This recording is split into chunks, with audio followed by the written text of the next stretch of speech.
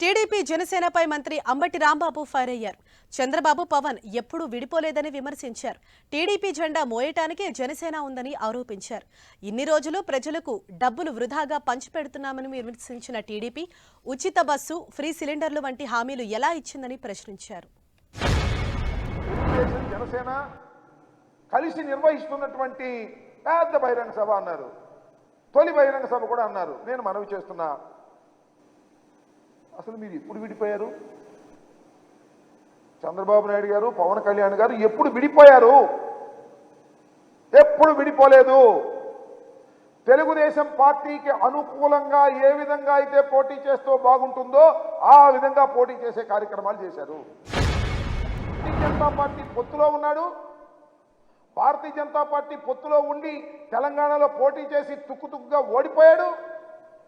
ఇవాళ ఏమంటాయంటే నేను తెలుగుదేశంలో పొత్తులో పెట్టుకున్నాను, మీరు ఆశీర్వదించమంటున్నాడు. అంటే అసలు పొత్తులో ఉన్నావా లేదా? నీకు అలవాటేలే. రాజకీయంగా ఒకరితో పొత్తులో ఉండి మరొకరితో రహస్యంగా సంసారం చేయడం నీకు అలవాటే. బాధల్లో మనోహర్ ఏమన్నాడు చూసారా? ఎప్పుడైతే చంద్రబాబు నాయుడు గారిని అరెస్ట్ చేశారో లోకేష్ బాబుని నాయకుడిని చేయాలని మేము ప్రయత్నం చేస్తున్నాం అన్నాడు. మీ బతుకు చెడ. మీ పార్టీ పుట్టింది లోకేష్ బాబుని బలోపేతం చేయడానికా అని అడుగుతా ఉన్నా. మీరు బలోపేతం కావడానికా, లేక తెలుగుదేశం పార్టీని బలోపేతం చేయడానికా, లేక లోకేష్ని బలోపేతం చేయడానికా నేను అడుగుతా ఉన్నా. యుద్ధం ప్రారంభమైంది. తాడేపల్లి ప్యాలెస్ తలుపులు పగలగొడతాం. ఏం మాటలయ్యా, నాకు అర్థం కాలేదు. తాడేపల్లి ప్యాలెస్ తలుపులు పగలగొట్టేంత గొప్పవారా మీరని అడుగుతా ఉన్నా. అంత ప్రజాబలం ఉందా మీకని అడుగుతా ఉన్నా. మీకు అసలు తలుపులే లేవు ఈ రాష్ట్రంలో.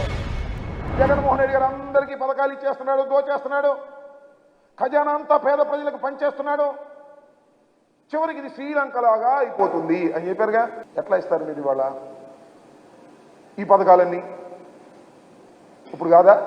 అంటే మీరు విషం కక్కేటటువంటి ప్రయత్నం చేశారే తప్ప మీకు చిత్తశుద్ధి లేదు అని మనం చేస్తున్నాం.